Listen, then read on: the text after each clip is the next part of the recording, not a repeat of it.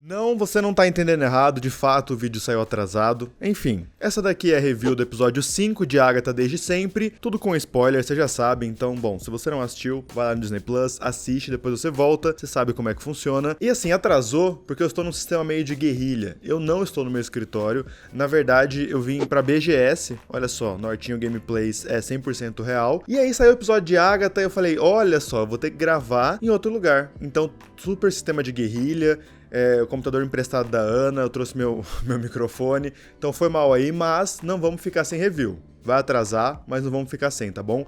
Nesse episódio, eu tenho muitas ressalvas, tá? Eu vi a galera elogiando na internet, principalmente, me mandaram muita mensagem no Twitter, que o Twitter voltou, né? Já vou pular pra parte principal ali do que mais me incomodou, depois a gente volta e faz um recap. Do mesmo jeito que eu achei o episódio 4 muito rápido, esse aqui eu achei mais rápido ainda. Porque eles começam a brincar, cara, a série, eles conseguiram achar um tom perfeito de spin-off de WandaVision. WandaVision era, vamos brincar com televisão, tal, e com a loucura da Wanda. Aqui eles estão brincando com as provações e com o passado da Agatha. E com as provações eles brincam com cenários, né? Então tem o primeiro cenário lá que é uma casa, o segundo dos anos 70, que foi o mais legal, o cenário mais legal da mãe da Alice, né? Com os instrumentos, foi super legal. E agora nesse terceiro é uma coisa dos anos 80, meio festa do pijama, aquela coisa bem filme norte-americano mesmo, com a galera de chuquinha e tal. E isso é muito rápido. Não dá nem tempo de a gente aproveitar esse... Cara, a roupa do Tim, que a gente sabe agora que é o Billy, a roupa dele tava tão incrível, assim, tão Stranger Things, com a linguinha, Things. Não deu tempo, porque tudo é muito rápido. Eles chegam lá rápido, que legal nossas roupas,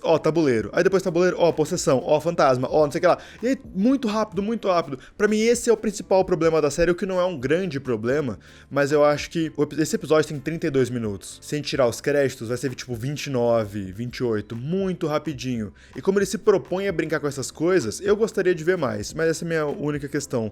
Mas o episódio, eu fiquei eu tô bem dividido com essa questão, porque a série, nessa temporada, a gente não sabe se vai ter 2, mas vão ser 9 episódios. Cara, falta tipo um mês ainda. A gente já morreu, a Alice já morreu, já revelaram o grande mistério que, né, todo mundo já sabia, que o adolescente é o Billy, filho da Wanda. Lembra que a gente comentou lá no primeiro vídeo, né? Eu achei até que eles não iam brincar com esse mistério, porque saiu em entrevistas isso antes da série. Tipo, se eu não me engano, até o próprio ator tinha falado, o figurinista tinha falado que ele ia ser o Billy, e de fato, ele é o Billy, mas tentaram fazer um mistériozinho. Mas esse era o grande mistério dessa primeira parte, né? Quem é o garoto, qual é a ligação dele com a Agatha, até deixando ele meio subentendido que ele podia ser filho dela, mas a gente ouviu o Nicholas Scratch nesse episódio no além, então ele provavelmente ainda tá morto, com voz de criança ainda. Ou seja, se a Agatha matou ele ou não, ele morreu, a gente sabe, mas provavelmente ele morreu criança, cara. Essa história tá ficando cada vez mais cabulosa, assim. Mas a gente descobriu que, de fato, ele é o Billy, e a gente volta a falar dele daqui a pouco. A aprovação foi direto pra Agatha. Então a gente já teve a aprovação da Jen, que é a bruxa das poções. A segunda aprovação foi da Alice, que é uma bruxa de proteção. A terceira já foi da Agatha. Faltou a da Lilia. E o do adolescente, não sei se vai ter uma aprovação pra ele também. Provavelmente sim, né? A Ana tá aqui, inclusive fazendo a unha, enquanto eu estou gravando. Ela ressaltou um negócio legal quando a gente estava assistindo. Eles não falam muito sobre qual é a função da Agatha no grupo, né? Bruxa de proteção, bruxa de poções, bruxa de clarividência. E lá no primeiro episódio, a Agatha fala pra Aubrey Plaza, pra Rio, espero recuperar minha magia púrpura, então eu acho que ser bruxa púrpura é uma questão. Por exemplo, a Aubrey Plaza é bruxa verde. Essa é a função dela, bruxa verde. Ou talvez bruxa roxa, bruxa púrpura também seja uma coisa a ser ponderada. Então esse já foi o da Agatha direto. E o da Agatha foi uma coisa meio óbvia, mas ao mesmo tempo bem interessante, né? A aprovação da Agatha claramente vai ser ela enfrentar o que ela fez no passado. A gente viu lá em WandaVision, e esse episódio mostra ali um flashback bem rapidinho, que lá em WandaVision a gente viu que ela foi, tipo, tentaram sacrificar ela em Nova Salem há séculos no passado. Então as bruxas se reuniram em volta dela e jogaram a magia nela, só que a magia dela é sugar a magia das bruxas. Então, tipo, elas só fortificaram a Agatha e a Agatha conseguiu matar todas. Ao mesmo tempo, as 7 de Salem, elas voltam. A gente comentou no vídeo passado que elas estavam muito esquecidas no churrasco, assim. E eu gostei, como o roteiro é rapidinho, eles explicam rapidinho como que elas entraram. Porque se entrar no caminho das bruxas é tão difícil, por que as 7 de Salem, especificamente, elas conseguiriam? Porque elas deixaram a porta aberta, a passagem aberta. Então, quando a Rio entrou, elas eram invocação pra trazer a Rio. Elas não fecharam. Então, tipo, elas já estavam atrás da da Agatha e acharam uma brecha e conseguiram passar. Esse episódio também confirmou aquilo que a gente tava teorizando. Ó, a gente acertou, hein, mano? A gente acertou bem forte, na verdade. Lá no primeiro episódio, no segundo, aqueles animais que andam com ela não andam com ela, são elas, assim, a gente tinha comentado isso, que elas se personificam ali em bichos. Então, praticamente foi isso, a gente viu elas andando no caminho como, sei lá, um corvo, um lobo, até um rato ali, uma coruja também. É bem interessante essa questão da transmodificação, assim, é uma coisa que, sei lá, Harry Potter faz, sabe? A professora McGonagall vira um gato, os animagos e tal, então é uma coisa que é uma ligação bruxa e animal. Inclusive, se a gente pega, por exemplo, na mitologia nórdica, como que surgiu essa coisa muito forte do corvo e da bruxa, né? Coruja e bruxa também, mas corvo e da bruxa é muito mais forte na mitologia nórdica. É porque corvo fala, e aí fica uma coisa meio demoníaca, sabe? Tipo, na floresta o corvo tá falando, só que, tipo, se você grita alguma coisa, o corvo repete. Então ele só repetia o que as pessoas gritavam na floresta. E aí ficou uma coisa meio demoníaca, assim, meio tipo uma bruxa, com seu corvo que fala. É só porque o bicho consegue repetir o que ele tá ouvindo. Mas a questão principal da Agatha é: algo aconteceu no passado dela com as bruxas de Salem. As 7 de Salem, que estão atrás dela, são filhas das bruxas do antigo coven dela. Nós fizemos um shorts aqui no canal comentando sobre isso, que nos quadrinhos, os 7 de Salem, eles são netos da Agatha. Mas a Agatha dos quadrinhos é tipo uma velha de séculos de idade, que trabalha como babá, sabe? É outra coisa perto dessa Agatha Mean Girl da série. Então eles modificaram um pouco isso, né? Os 7 de Salem não são netos da Agatha na série. Eles são filhos do primeiro coven da Agatha, então é algo muito pessoal. E é um tema que a série tá batendo bastante, nessa questão de mães e filhos, de filhos, na verdade, né, vindo pra se vingar, algo do tipo. A questão da Agatha é com o Nicholas Scratch, que é o filho dela, que a gente não sabe o que aconteceu, que eles dão um indício ali que ela trocou o filho dela pelo Darkhold, que é o livro das perdições. Ao mesmo tempo, o Billy tá indo atrás da mãe dele, aparentemente, né, Feiticeira Escarlate também, essa relação mãe e filho.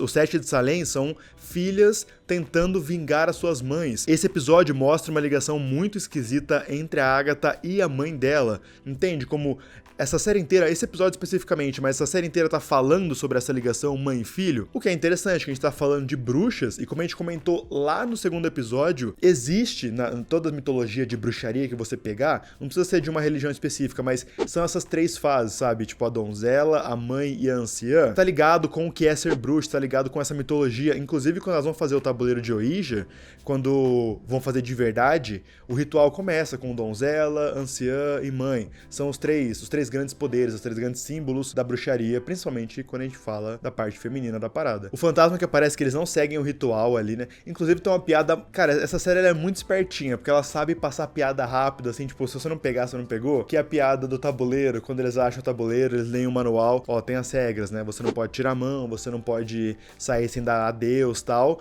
e aí tem embaixo, tipo, permitido acima de 3 anos, sabe? Proibido para criança abaixo de 3 anos, porque é um brinquedo. É uma piada muito inteligente, cara. Mas enfim, a questão é a seguinte, o fantasma que vem pra confrontar, porque toda aprovação é meio que essa, né? Você tá confrontando aquilo que te persegue. Então, por exemplo, a gente viu a Alice lutando contra a maldição da família dela, com a música, aquela coisa lindíssima lá. Aqui veio a mãe da Agatha, ela possuiu a Agatha, inclusive, e ela fala pro Coven, ó, deixa ela aqui comigo e vai embora. Porque elas estavam fazendo uma ligação ali mesmo, elas estavam ficando amigas, meio que cuidando uma da outra. O caminho meio que pedia isso, né? E aí tem toda uma discussão onde a mãe dela fala, tipo, você nasceu má, eu deveria ter matado você logo após você ter saído de mim. Cara, assim, vamos lá. Essa relação da Agatha com o Coven dela, antigo, é muito esquisita. Só que vamos dar o braço a torcer pra Agatha. A partir do momento que a mãe dela falou isso pra mim já mostra que ela já não era uma boa pessoa, cara. Eu deveria ter te matado bebê, sabe? Olha que tipo de situação aconteceu entre ela e a mãe dela pra isso ser uma coisa proferida de uma mãe pra uma filha. E a Rio fica meio que defendendo a Agatha o episódio inteiro. Tipo, ó, não deixa ela com a mãe dela não, com a mãe dela não, pelo amor de Deus. A gente tava vendo toda essa questão da Agatha do mal, tudo bem, ela ficou do mal, tudo bem, ela fez tudo aquilo lá em WandaVision, mas o que eles estão desenhando é uma coisa que a Disney faz sempre, que é dar aquela humanizada na vilã. Tipo, ela é vilã, mas, assim, a mãe dela também era. Tipo, ela não matou o Coven dela porque, ela é do mal, não. Provavelmente armaram pra ela e ela ficou do mal por causa disso. Então, o Coven dela tava tentando matar ela, mas a gente não sabe o que rolou. Na série WandaVision, eles deixam meio claro que ela armou a situação pra conseguir roubar os poderes das bruxas, sabe? as bruxas atacarem ela e ela sugar todo mundo e explodir, dando a entender que a Agatha tava sendo punida pelos seus crimes, entende? Agora a gente tá vendo que pode ter sido tudo armação, que tipo, é muito de uma questão dela não conseguir controlar os seus poderes. Porque o poder da Agatha é muito interessante e é uma coisa que eu achei legal de estar explorando finalmente isso. Não é só uma magia púrpura. A magia dela é de sugar magias. Ou seja, se ela nasceu com esse dom, cara, provavelmente ela deve ter sido considerada tipo um demônio, sabe? Porque dentro do que é bruxaria, a magia é vida. A magia é o que conecta essas mulheres, a magia conecta as mulheres à natureza. A partir do momento que nasce uma criança que consegue sugar isso, é quase uma coisa não natural. Quase como se ela fosse o oposto, o inverso, aquilo a ser evitado. Então pensa, a mãe dela estava grávida de uma criança que suga magia. A mãe dela pode ter quase morrido no parto, sabe? Dá pra você fazer várias conjecturas sobre isso. A questão da Agatha com isso, e ela falou nesse episódio, que ela não consegue controlar. A partir do momento que alguém joga uma magia nela, ela suga aquilo. Ela suga aquela magia até a pessoa cortar a ligação, alguma coisa assim. Então essa sede de poder, talvez seja até algo meio inconsciente, pelo que a série dá a entender. Tipo, a partir do momento que é ativado, ela não consegue mais controlar os seus poderes. O que lembra quem?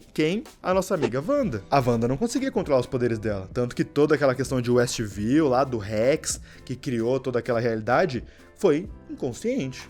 Ela não sabia que ela tava fazendo isso. Depois que ela, fiz isso. Inclusive a Wanda criou o marido, criou as crianças, tudo sem saber. É interessante, eu quero fazer até um vídeo sobre isso, pensando aqui agora. É interessante como eles estão ligando as duas histórias, sabe? Não só fazendo a Agatha uma vilã da Feiticeira Escarlate, mas como as duas meio que passaram por uma coisa parecida, que é não controlar esse dom que elas receberam. Com isso, fazer coisas escabrosas, que inclusive é como termina o episódio, né? Com o Billy botando ali uma tiara, vamos combinar? Lindíssima. O moleque tá no estilo, tá? Com o seu poderzinho azul, a gente já tinha visto em WandaVision que o poder do Billy se manifesta de fato na cor azul. E como o episódio fica martelando essa questão da Agatha voltar a ser do mal, então tipo a mãe dela falando, você é do mal, você é do mal. A Alice tentando salvar a Agatha, e a Agatha sugando os poderes da Alice ao ponto da Alice morrer. Inclusive, quero deixar aqui meu minuto de silêncio, tá? Porque eu comecei odiando essa personagem. Quem acompanha nossas lives no Instagram, inclusive, me segue lá no Instagram, vou deixar aqui na tela, é Norton Domingues, tá? Não é difícil de achar. Antes do episódio, na quarta-feira, semana não teve porque eu tava viajando, mas antes do episódio, o episódio sai quarta-feira às 10, lá por umas 8 horas a gente faz uma live comentando a série, principalmente o episódio anterior, pra gente já chegar aquecido e com a cabeça ali cheia de teorias e tal, com hype para o episódio. Quem acompanha as lives no Instagram sabe que eu tinha um profundo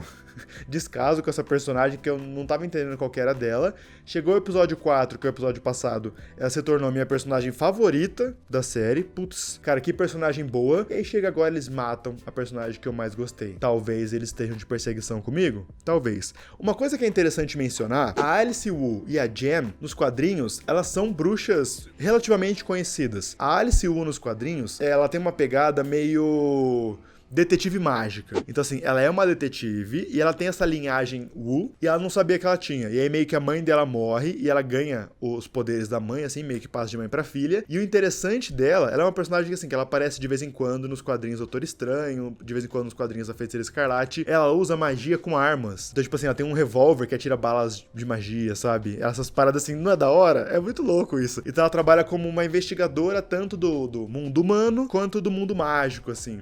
É um personagem que seria legal eles abordarem melhor, não tem muita coisa sobre ela. E a Jem, nos quadrinhos, ela tá ganhando muito destaque recentemente, porque ela acabou virando meio que uma bruxa dimensional, defendendo a Terra de ataques de outras dimensões mágicas, impedindo inimigos e grandes criaturas de chegarem com buracos dimensionais, aquela coisa bem louca do núcleo mágico, do Doutor Estranho, assim, da vida. Não sei até que ponto a série vai mergulhar nisso, a Alice Wu acabou de morrer, então acho que ela não vai virar uma investigadora com pistolas mágicas, o que é uma pena, um spin-off dela dando tiro em monstro com uma pistola que atira bala de magia. Eu assistiria numa boa, mas principalmente com a Jem, eu acho que ia dar uma pista pra gente que de fato ela vai ser uma bruxa muito mais poderosa do que a gente tava imaginando, talvez até confrontar a Agatha, algo do tipo. Falando em não controlar os seus poderes, eu tô indo pro final, tá? Eu prometo. O Billy, quando ele é confrontado pela Agatha, tipo assim, você é igual a sua mãe, porque assim, eu não sei se vocês sentiram isso, mas desde o segundo episódio era meio óbvio que ela tinha suspeitas, né, de quem era o Billy, que é por isso que ela manteve ele por perto. Aí depois ela meio que acha que é o Nicholas, aí a Rue fala que não é, mas